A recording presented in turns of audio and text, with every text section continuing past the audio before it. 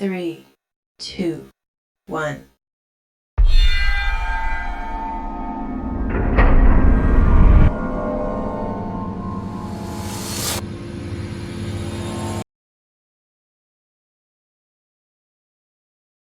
Now we are going to start next three principles of management given by Henry Fayol.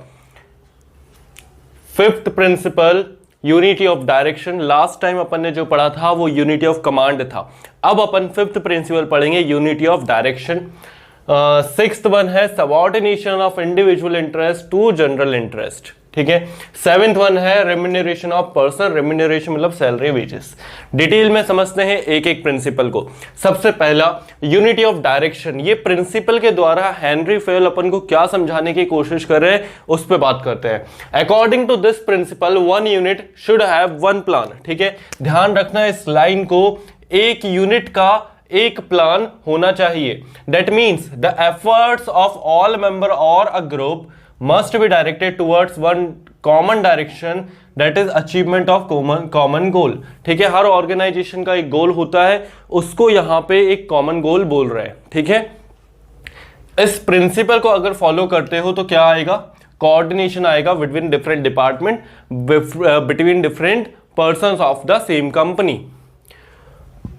For example, if an organisation, अगर एक organisation produce कर रही है क्या क्या, वो प्रोड्यूस कर रही है कॉस्मेटिक भी, वो प्रोड्यूस कर रही है मेडिसिन भी, वो स्टेशनरी भी प्रोड्यूस कर रही है, तीन चीजें प्रोड्यूस करती है. ठीक है. तो इस बेसिस पे अपन को क्या बना देना चाहिए? इस बेसिस पर then and based on this group we should be made, मतलब ग्रुप शुड बी मेड, मतलब ये तीन जैसे फील्ड है, तीन अलग अलग लाइंस है प्रोडक्ट की, उन तीन बेसिस पे तीन ग्रुप बन जाए. ठीक है. And each group plan it's target, और हर ग्रुप को अपना एक टारगेट रखना चाहिए. ठीक है. हर ग्रुप को अपना एक टारगेट रखना चाहिए. Employ of that group must put all effort to achieve that target, और जो भी एम्प्लॉय है उस पर्टिकुलर ग्रुप के, वो अपने, जैसे कि ये एक ग्रुप बना दिया अपन ने, एक यूनिट बना दी कॉस्मेटिक की, उसका एक प्लान है. फिर अपन ने एक ग्रुप बना दिया मेडिसिन का, उसका एक अलग प्लान है. अपन ने ग्रुप बना दिया स्टेशनरी का, उसका एक अलग प्लान है. ठीक है. जो लोग काम कर रहे हैं कॉस्मेटिक के अंदर, वो कॉस्मेटिक का प्लान अचीव करेंगे. जो मेडिसिन के अंदर काम कर रहे हैं वो मेडिसिन का प्लान अचीव करेंगे. जो स्टेशनरी का काम कर रहे हैं वो स्टेशनरी का प्लान अचीव करेंगे. इस हिसाब से होगा क्या कि तीनों ग्रुप हैं किसके? तीनों ग्रुप है तो एक ही ऑर्गेनाइजेशन के, अपना अपना टारगेट अचीव करेंगे. कॉमन गोल भी अचीव हो जाएगा. ठीक है. तो वन यूनिट वन प्लान. ठीक है. तो हर एक यूनिट का एक एक प्लान होना चाहिए. कितना सिस्टमेटिक वे बनाया है हेनरी फेयल ने, जिससे कोई भी छोटा ऑर्गेनाइजेशन बड़ा हो सकता है ना. इसके बाद अगर पॉजिटिव इफेक्ट अपन इसके देखें कि अगर ऑर्गेनाइजेशन में अपन इसको फॉलो करते हैं तो इसका क्या पॉजिटिव इंपैक्ट आएगा अपने ऑर्गेनाइजेशन के ऊपर, उस पर बात करते हैं. Achievement of organisational goal. Organisational goal क्या हो जाएगा? अचीव हो जाएगा. ठीक है. जो भी ऑर्गेनाइजेशनल गोल डिसाइड कर रहा था कंपनी ने, वो अचीव हो जाएगा. बस ध्यान के रखना है, एक यूनिट का एक प्लान होना चाहिए. ठीक है. Efforts of all employ will get unified to one direction only. और एफर्ट्स जो है एम्प्लॉय के, मतलब इस पर्टिकुलर ग्रुप के जितने भी एम्प्लॉय है उनका एफर्ट्स यूनिफाइड हो गया, इस पर्टिकुलर ग्रुप के जितने भी एम्प्लॉयज है उनका एफर्ट्स यूनिफाइड हो गया, और इस पर्टिकुलर ग्रुप के जितने भी एम्प्लॉयज है उनका एफर्ट्स भी यूनिफाइड हो गया. ठीक है. तो efforts of all employ will get unified to one direction only. और वो कॉमन डायरेक्शन क्या होगा? वो कॉमन डायरेक्शन होगा कॉमन गोल, मतलब ऑर्गेनाइजेशनल गोल. ठीक है. तो पर्टिकुलर गोल अचीव करते करते हम कॉमन गोल, ऑर्गेनाइजेशनल गोल भी अचीव कर लेंगे. फिर कंसिक्वेंस ऑफ वायलेशन. अगर ये प्रिंसिपल वायलेट करते हो, अगर ये प्रिंसिपल फॉलो नहीं करते हो तो क्या होगा? Lack of coordination. क्या रहेगा? लैक ऑफ कोऑर्डिनेशन रहेगा. मतलब क्या होगा? लोग ढंग से काम नहीं करेंगे, उनके पास कोई टारगेट नहीं होगा, कोई एम्प्लॉय अपना सोचेगा, कोई दूसरा एम्प्लॉय अपना सोचेगा, कॉमन गोल अचीव नहीं हो पाएगा. ठीक है. अगर ढंग से plan, one unit one plan करके अपन ना चले तो. Difficulty in achieving goal. Organisational goal, common goal achieve करने में डिफिकल्टी होगी. ठीक है. तो ये था first principle unity of direction, जहां पे अपन ने बात करी कि ऑर्गेनाइजेशन के अंदर जितने भी यूनिट्स हैं उनका सेपरेट प्लान होना चाहिए, वन यूनिट का वन प्लान होना चाहिए, और जो एम्प्लॉयज काम कर रहे हैं वो पर्टिकुलर यूनिट में उनको अपने वो डेट प्लान पर फोकस करना चाहिए, मतलब उनका जितना भी एफर्ट्स है वो पर्टिकुलर गोल अचीव करने में रहना चाहिए। ठीक है, इसके बाद नेक्स्ट अपन बात करते हैं subordination of individual interest to general interest. ठीक है, इंडिविजुअल इंटरेस्ट यहां पे बात पता है किसकी कर रहा है, वो एम्प्लॉय की बात कर रहा है। ठीक है, इंडिविजुअल इंटरेस्ट मतलब कि वो एम्प्लॉय की बात कर रहा है, और जनरल इंटरेस्ट मतलब ये ऑर्गेनाइजेशन की बात कर रहा है। ठीक है, तो एम्प्लॉय का अपना अलग नजरिया होता है देखने का, ऑर्गेनाइजेशन का अपना अलग नजरिया होता है। एम्प्लॉय जैसे फॉर एग्जांपल अगर तुम भी किसी कंपनी में काम करने जाओगे तो तुम सबसे पहले क्या देखोगे, तुम सबसे पहले अपनी सैलरी देखोगे कि तुम्हारी सैलरी कितनी है ना। वैसे ऑर्गेनाइजेशन सबसे पहले अपना प्रॉफिट देखता है, अपनी ग्रोथ देखता है। ठीक है, तो अब ये जो दो इंटरेस्ट हैं, ठीक है, ये जो दो इंटरेस्ट है इसमें सुपरसीड मतलब जो जिसको ज्यादा महत्व दिया जाना चाहिए वो ऑर्गेनाइजेशनल ऑब्जेक्टिव होता है। बात करते हैं क्यों ऐसा बोल रहे हैं। According to this principle organisational goal must supersede individual goal. तो इस प्रिंसिपल के हिसाब से ऑर्गेनाइजेशनल गोल जो है वो सुपरसीड होना चाहिए, वर्ड ध्यान रखना, सुपरसीड होना चाहिए इंडिविजुअल गोल के। ठीक है, क्यों? If the objective of employ and organisation are in one direction. ठीक है, अगर एम्प्लॉय जिस नजरिए से सोच रहा है और ऑर्गेनाइजेशन जिस नजरिए से सोच रही है, अगर वो केवल एक डायरेक्शन में है तो बहुत अच्छी बात है, इससे अच्छी बात हो ही क्या सकती है। लेकिन अगर if there is no problem but if objective of both group are in different direction, लेकिन अगर ये दोनों डिफरेंट डायरेक्शन में सोच रहे हैं, फॉर एग्जांपल मैं एक सपोज एग्जांपल बताता हूं, दिवाली आने वाली थी। ठीक है, दिवाली आने वाली थी, एम्प्लॉय सोच रहे थे कि उनको बोनस मिलेगा। ठीक है, एम्प्लॉय सोच रहे थे कि उनको बोनस मिलेगा, और ऑर्गेनाइजेशन सोच रहा है कि मैं अभी एम्प्लॉयज को बोनस ना देके जो पर्टिकुलर एक मेरे पास वो है ऑप्शन है कि जहां मैं इन्वेस्ट करूंगा तो पैसा बढ़ेगा, मेरी कंपनी ग्रोथ कर सकती है। ठीक है, एक ग्रोथ प्लान है, इधर दिवाली है और इधर कंपनी के पास एक ग्रोथ प्लान है।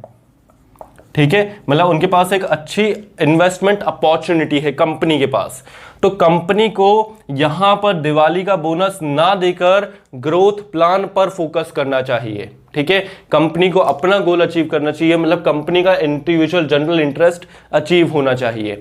ठीक है, क्यों?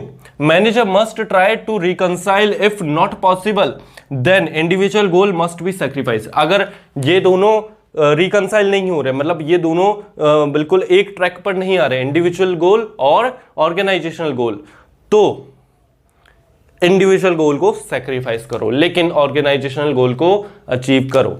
ठीक है, क्यों जरूरी है ऐसा, वो आखिरी में मिलेगा अपन को आंसर।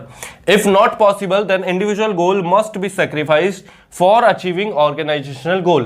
तो दो अपने गोल है, एक एम्प्लॉय का अलग गोल है, ऑर्गेनाइजेशन का अलग गोल है। अगर ये दोनों सेम डायरेक्शन में जा रहे हैं, सेम यही सोच रहे हैं कि ठीक है हमको बोनस नहीं मिलेगा लेकिन हमारी कंपनी ग्रोथ करेगी, इससे अच्छी बात क्या है, तो ये तो ठीक है। लेकिन अगर ये लोग अपोजिट डायरेक्शन में जा रहे हैं कि हमें तो आज पैसा चाहिए, हमें नहीं परवाह, तो ये जो है इसको रिकंसाइल करने की जरूरत है। मैनेजर को इसको रिकंसाइल करना पड़ेगा और दोनों को सेम ट्रैक पर लाना पड़ेगा। इंडिविजुअल गोल और ऑर्गेनाइजेशनल गोल को सेम ट्रैक पर लाना पड़ेगा। अगर नहीं आ पा रहे हैं, ठीक है, अगर नहीं आ पा रहे हैं तो इंडिविजुअल गोल को सैक्रिफाइस कर दो, लेकिन ऑर्गेनाइजेशनल गोल को कभी सैक्रिफाइस नहीं करना है। ऑर्गेनाइजेशनल गोल को हमेशा अचीव करना है। ठीक है, पॉजिटिव इफेक्ट इसका क्या होगा, अचीवमेंट ऑफ ऑर्गेनाइजेशनल गोल। ठीक है, अगर ये हम फॉलो करते हैं तो ऑर्गेनाइजेशनल गोल तो अचीव हो जाएगा, इसमें तो कोई दोहराया नहीं है। कोऑर्डिनेशन होगा, ठीक है, दोनों को जब साथ में लेके चलेंगे तो कोऑर्डिनेशन होगा। ठीक है, और consequence of violation, no achievement of organisational goal. जो पॉजिटिव इफेक्ट है उसी का अपोजिट कर लोगे तो वो कंसिक्वेंस हो गया, याद करने में आसानी होगी। ठीक है, नो अचीवमेंट ऑफ ऑर्गेनाइजेशनल गोल। क्यों ऐसा बोल रहे थे कि सुपरसीड इंडिविजुअल ऑर्गेनाइजेशनल गोल होना चाहिए, मतलब क्यों ऑर्गेनाइजेशनल गोल को अचीव करें, इंडिविजुअल गोल को छोड़ दें, क्यों? क्योंकि even employ will also suffer in long run. अगर ये प्रिंसिपल को वायलेट करते हो, तुम दिवाली का बोनस दे देते हो, ग्रोथ प्लान पे इन्वेस्ट नहीं करते हो सकता है तुम्हारा कॉम्पिटिटर वो ग्रोथ प्लान ले जाए, तुम्हारे भी कस्टमर वो कॉम्पिटिटर के पास चले जाए, तुम्हारी अर्निंग कम होगी, है ना, कंपनी की अर्निंग कम हो जाएगी। किस पे इफेक्ट आएगा? एम्प्लॉयज पर ही तो इफेक्ट आएगा। तो ये जो प्रिंसिपल है कि organisational goal must supersede individual गोल, वो खुद इंडिविजुअल के लिए भी बेनिफिटेड है। इसलिए बोला जाता है कि when employ will also suffer in long run if they will not follow subordination of individual interest to general interest principle.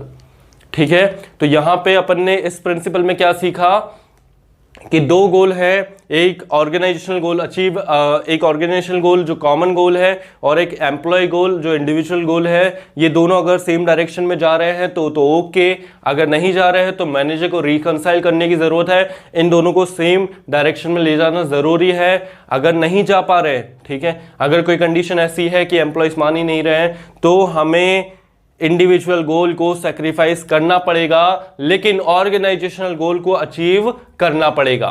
ठीक है, इसके बाद रेम्यूनरेशन ऑफ पर्सन। रेम्यूनरेशन का मतलब अपन ने पहले भी समझ लिया था, सैलरी या वेजेस। तो रेम्यूनरेशन ऑफ पर्सन पे यहां क्या प्रिंसिपल कह रहा है? According to this principle, employee in the organization must pay fair remuneration to give maximum satisfaction. ठीक है, तो इस प्रिंसिपल के हिसाब से जो एम्प्लॉयज है उनको एक फेयर रेम्यूनरेशन पे करना चाहिए ताकि उनके पास क्या रहे, मैक्सिमम सेटिस्फैक्शन रहे। The remuneration at least give reasonable standard of living. ठीक है, जो रेम्यूनरेशन तुम दे रहे हो, मतलब फॉर एग्जांपल तुम भी किसी कंपनी में अगर काम करने जा रहे हो तो तुम्हारी सैलरी इतनी तो होनी चाहिए कि तुम एक अच्छा स्टैंडर्ड ऑफ लिविंग मेंटेन कर पाओ, है ना, to employ, and at the same time it must be in paying capacity of the company. भाई ये तो है ही, अगर एम्प्लॉय को हम करोड़ों में सैलरी दे रहे हो और हमारा टर्नओवर ही नहीं है इतना, तो ये तो बहुत ही गलत है, ये तो फिर ऑर्गेनाइजेशन ही डूब जाएगा, है ना, ऑर्गेनाइजेशन ही डूब जाएगा। तो ऐसा भी नहीं होना चाहिए। तो रेम्यूनरेशन ऐसा होना चाहिए, सैलरी ऐसी होनी चाहिए कि एम्प्लॉयज मोटिवेटेड रहे, ठीक है, और जो एम्प्लॉय है उसकी जो सैलरी है वो इन पेइंग कैपेसिटी हो कंपनी की, मतलब कंपनी की इतनी होनी चाहिए कि वो मतलब कंपनी की इतनी कैपिटल, इतना पैसा उनके पास होना चाहिए कि वो जो है सैलरी दे पाए किसको, एम्प्लॉय को। ठीक है, पॉजिटिव इफेक्ट इसका क्या आएगा? Employ get motivated, employ get motivated, employ यहां पे मोटिवेटेड रहेगा। ठीक है, डिवोशन ऑफ एम्प्लॉय, मतलब एम्प्लॉय का कमिटमेंट बढ़ेगा कि हाँ मेरे पास इतनी सैलरी आ रही है, मुझे पर मंथ इतना मिलता है, मुझे भी अपनी ऑर्गेनाइजेशन के लिए कुछ करना है ताकि मेरी भी तारीफें हों। ठीक है, कॉन्सिक्वेंस ऑफ वायलेशन, अगर ये प्रिंसिपल, अगर ये रेम्यूनरेशन ऑफ पर्सन फॉलो नहीं करते हो, मतलब ऑर्गेनाइजेशन पैसा तो कमा रहा है, पैसा वो भरपूर कमा रहा है, ठीक है, लेकिन वो एम्प्लॉयज को पैसा नहीं दे रहा है, एम्प्लॉयज को सैलरी नहीं दे रहा है, इस केस में क्या होगा? Increase in turnover of employ. ये टर्नओवर का मतलब समझना, टर्नओवर होता है उस रेट को बोला जाता है टर्नओवर जिस रेट पर एम्प्लॉयज ट्रांसफर कहीं और होते जाते हैं। ठीक है, मतलब जैसे फॉर एग्जांपल एक कंपनी है, उसमें साल भर में 100 एम्प्लॉयज ने ट्रांसफर लिया, ठीक है, या उनको निकाला गया, और एक दूसरी कंपनी है जिसमें 150 एम्प्लॉयज को निकाला गया। ठीक है, तो यहां पर जो दूसरी कंपनी से उन कंपनीज के एम्प्लॉयज का टर्नओवर ज्यादा है, मतलब वहां से ज्यादा एम्प्लॉयज जॉब छोड़कर भागे हैं। तो अगर तुम ढंग से सैलरी नहीं दोगे, ठीक है, अगर तुम्हें भी कोई कंपनी में अच्छी सैलरी नहीं मिलेगी तो तुम भी किसी और कंपनी में स्विच करोगे, जनरल ह्यूमन बिहेवियर है ना। तो increase in turnover of employ, increase in turnover of employ, employ का टर्नओवर बढ़ेगा, वो स्विच करने लगेगा किसी और कंपनी में, हो सकता है तुम्हारी कॉम्पिटिटर कंपनी में। Dissatisfaction, demotivation of employ, dissatisfaction रहेगा, डीमोटिवेशन रहेगा एम्प्लॉय के अंदर। ठीक है, तो ये जो सारी चीजें हैं, डिससेटिस्फैक्शन, डीमोटिवेशन, इस पे कंट्रोल होना चाहिए, नहीं तो फिर एम्प्लॉय क्या रहेगा, एम्प्लॉय अपना मैक्सिमम बेनिफिट कंपनी को नहीं पहुंचा पाएगा, कंपनी हो सकता है सफर करे इस वजह से। ठीक है, अच्छा, ये दोनों प्रिंसिपल में एक फर्क है। इसमें अपन ने पढ़ा कि ऑर्गेनाइजेशनल गोल को अचीव करना चाहिए, इंडिविजुअल गोल को छोड़ देना चाहिए, और यहां पे अपन पढ़ रहे हैं कि उनको फेयर वेजेस देना चाहिए। तो ये दोनों कैसे पॉसिबल हो पाएगा? दोनों में देखो फर्क है। याले प्रिंसिपल में बात ऐसा हो रही है कि रिसोर्स हमारे पास उतने ही है, ठीक है, रिसोर्स हमारे पास उतना ही है, हम या तो इंडिविजुअल गोल दे ले या तो हम ऑर्गेनाइजेशनल गोल दे रहे, तो हमें ज्यादा फोकस किस पे करना चाहिए, ऑर्गेनाइजेशनल गोल पे करना चाहिए। और याले प्रिंसिपल में वो ये बोलना चाह रहे हैं रिम्यूनरेशन में कि हमारे पास रिसोर्स तो बहुत सारा है, ठीक है, रिसोर्स तो हमारे पास बहुत सारा है, लेकिन फिर भी अगर हम रेम्यूनरेशन मतलब सैलरी वेजेस कम करके रख रहे हैं तो फिर याला प्रिंसिपल वायलेट हो रहा है, ठीक है। याले प्रिंसिपल और इसमें फर्क है दोनों में, इसमें बस ये है कि रिसोर्सेज भी हमारे पास सब कुछ भरपूर है लेकिन फिर भी हम वेजेस नहीं दे रहे, तो ये कॉन्सिक्वेंस ये तुम्हें देखने को मिलेगा, ठीक है, डिमोटिवेशन, डिससैटिस्फैक्शन। लेकिन अगर तुम्हारे पास ग्रोथ प्लान है और दिवाली का बोनस देना है और रिसोर्स उतना ही है, अगर तुम दिवाली पे इन्वेस्ट करते हो, मतलब सॉरी ग्रोथ प्लान पे इन्वेस्ट करते हो, बोनस नहीं देते हो, तो लॉन्ग टर्म में बेनिफिट मिलेगा कंपनी को, ग्रोथ होगी कंपनी की, सैलरीज बढ़ेगी, बाद में एम्प्लॉयज को भी समझ में आ जाएगा कि नहीं यार बॉस सही थे, बॉस ने सही बोला था कि ठीक है एक बार का दिवाली का बोनस कोई दिक्कत नहीं, हर साल हर महीने हमको दिवाली का बोनस मिल रहा है, हर महीने हमको सैलरी मिल रही है, इससे बड़ी बात क्या है, ठीक है।